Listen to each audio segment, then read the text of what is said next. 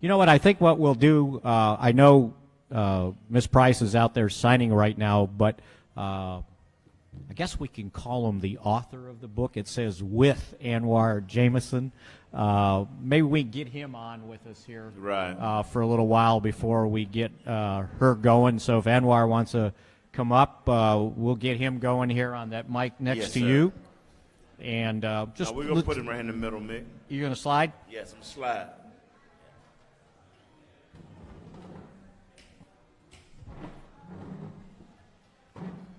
And hopefully we got that other mic ready to go. And appreciate you joining us here. Oh, appreciate you having me. Well, why don't we just, you tell us your story of how you and Miss Price hooked up on this project. Actually, through a mutual friend, I used to write for a website. Just a mutual friend of mine. We used to write together for a website, and he was in touch with a friend of Miss Price's, and it was something she already had in her mind. It was something she wanted to do, so it just kind of came together. They kind of reached out and was looking for someone who could do this type of project. So it came to me, and when I saw who she was and her story, I just loved it. I said, obviously. So I like to say the ultimate agent, God, just put it together, because it pretty much was just that. Now, did you ever have done a project like this before? Not this type of project. I've written films, I've written other fiction works, but I hadn't written a biography of someone's life story, and it quickly showed me that it's a different animal. It's more like journalism, as you guys, and creative writing is a lot different than journalism. So I was like, wow, and really interviewing somebody and trying to pull it together. And anybody who knows Miss Price knows she's larger than life. So to try to do that justice in a print format when she's a walking movie all the time, that was different. So I just wanted to do it justice, but I hadn't done anything like this before. So how long did this project take to get going? Y'all, from the day you met Miss Price to now, how long did it take to get going? From the day we met, this was actually better than 4 years in the making. Just from the first meeting, coming down, just kind of connecting, having that chemistry, staying at her house. Everybody who meets Miss Price, you become family. So it started like that, just breaking the recorder out, having sessions, traveling back and forth. I stay in Memphis, so I would come down. I had the opportunity to attend a few games with her and really see how people respond to her and just get the entire story, talk to other people around her, former players, players' moms, who she has great relationships with and things like that. So yeah, it really came all together around the course of over about 4 years. So did you run out of tape? Because I know she likes to talk. No, thank God I had one of those digital recorders. If I showed you how many hours was in it, you'd be amazed. Yes, if I had tape, I would have run out, though. Absolutely. So I bet that was quite an experience going to games with her, because I know her deal. I know everybody knows when she's there, and you had to be there for 3 hours with her. It was. It's just, I mean, the first thing is just her energy. Like the way she moves, so she's cutting through the crowd. When she's ready to get to her seat, she's mingling with the fans, and everybody wants to talk to her. But when it's game time and she's trying to get where she's going, she moves like she's 21. And then just to see people constantly coming up during the game. And I traveled from this city, and I said I was going to meet you, Miss Price, and let me take a picture with Miss Price. And you get all of these people doing those things. So it's kind of amazing. But the whole game day experience with her is great. Being out at the tailgate, I mean, she really can't move, but so far before somebody wants to talk, or she runs into a player's family member, and she has all these stories. Like, I remember him when he was, 16, and look at him now. And it's really like, extended family. So it's a great experience with it. Again, we're talking with the author of Priceless Dream, Anwar Jamison, who co-authored the book with Miss Price. Miss Price is here at Tailgate Tavern in Arlington doing a book signing today, and we're going to have her on here in a little bit, but wanted to see maybe one or two things that you found most interesting about Miss Price when you kind of went through this project.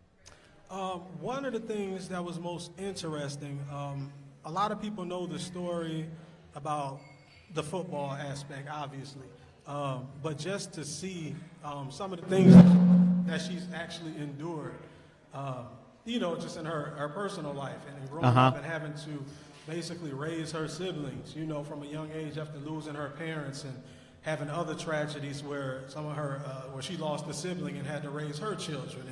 And just this process, it was just interesting how the Cowboys became like therapy for her. And really, it was kind of therapeutic. She would be like, to be able to get to the stadium after some of these things, she would go straight from the hospital to the stadium sometimes in that way. So the personal side was really interesting. Another really interesting thing was, in particular, like the Michael Irvin, when he went through his situation in the 90s, going to trial is in the book. Because Miss Price, as much as she talks, like you say, she's humble about it. So certain stories, she kind of downplayed, and she was like, yeah, I went to court with Michael, and I was just there. I just wanted him to know I was there. And she kind of downplayed the story. So when I spoke to David Wells, you know, Michael Irvin's friend in security, he's like, what? That's what she said? Like, oh, no, she was there with us every day. When we left, she left. When we came in, if we needed her to go get things, she would get things for us. She would keep fans away. She was like security. She was like part of the team. So he had an entirely different story. So then I had to go back to her like, Miss Price, that's the kind of stuff we need for the book. You didn't go into detail, but that's kind of how she is. She's so boisterous and she talks. So you would think that she's always talking about herself, but when you stop to listen, she's usually talking about somebody else or how somebody else made her happy or what somebody else did for her. You know, she's rarely saying what she's doing, you know, so that was kind of cool to get some of these stories from other people. Quincy Carter's mom, they were real good friends, and Quincy Carter's mom was like, I had to console her, you know, really more so when Quincy got, you know, cut from the team than the other way around. She was like, it was like I was consoling her. So some of those stories that other people would give me, you know, that she was really humble about was really cool. Yeah, now, you know, you follow Miss Price, but now, you a Cowboy fan? No, sir, I must confess, I am a San Francisco 49er fan. Don't get me beat up in this place. But I do have I'm not the typical, I'm not a Cowboy hater. Let me say, I had to get on some of my 49er fans. There was a game we was watching, was it last year? Right. And we were at the sports bar, and we had a chance to get the victory, and Kaepernick's driving us downfield. True, we only had one win, but everybody left from our TV and was watching the game against the Steelers, hoping that the Cowboys would lose. Right. And I was like, are y'all serious? Like, y'all hate them more than y'all want to see us win? Right. I'm not that kind of guy. But in the 80s, I used to love Tony Dorsett. Some of those teams. You're not old enough to have seen them in the 80s. Come on. Yeah. No, the tail end of Tony Dorsett. I didn't see the 70s Tony Dorsett, but I saw the 80s Tony Dorsett before he went to the Broncos. So then you saw the 90s Cowboys when Nate was playing those 49ers. Oh, absolutely. There was some heartbreak there. You know, there was some heartbreak. They demolished my guys, you know, a couple of times. We got one in. But, yeah, there was some definite heartbreak in there. So when you decided to take on this venture, man, I mean, did it make you, are you located here? You located in San Francisco? Where are you, and what adjustments you had to make to be a part of her lifestyle? I stay in Memphis, Tennessee. So it was actually just road trips. You know, I'd take a trip, I'd bring the recorder, we get sessions in, go to a game, I'd go back home and I'd transcribe and I'd type. We talk on the phone. Other people around her, we did some phone interviews for people who I couldn't catch while I was here. Eugene Lockhart, he was kind enough to speak to me. He ended up doing the foreword for the book. And people were really they were really helpful when they saw what we were doing and that it was Miss Price. So for me, it was pretty much road trips and phone conversations and going to Miss Price's house and staying there like it was my mom when I was here. And just really knocking it out. What, a 9-hour drive, 10-hour drive? No, it's actually only about 7. About 7? It's about okay. 7 from Memphis. Not bad at all. I'm used to jumping on the road. And by the way, Nate, this is his side job, right? He has a real job at Arkansas State, right? Right. I'm actually a college professor at Arkansas State University Mid-South.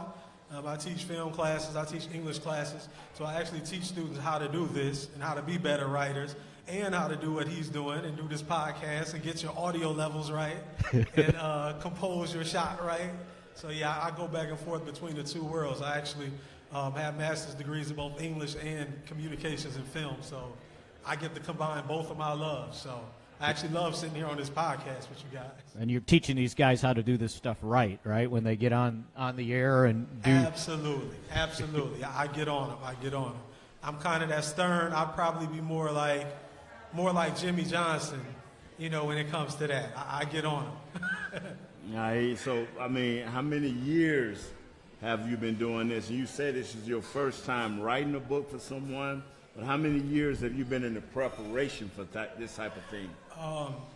Honestly, it sounds cliche, but my entire life. I was 7 or 8 years old, literally taking stacks of loose leaf paper like that and folding them in half and putting the page numbers neatly in the corner. And I was really writing small books at 7, 8 years old.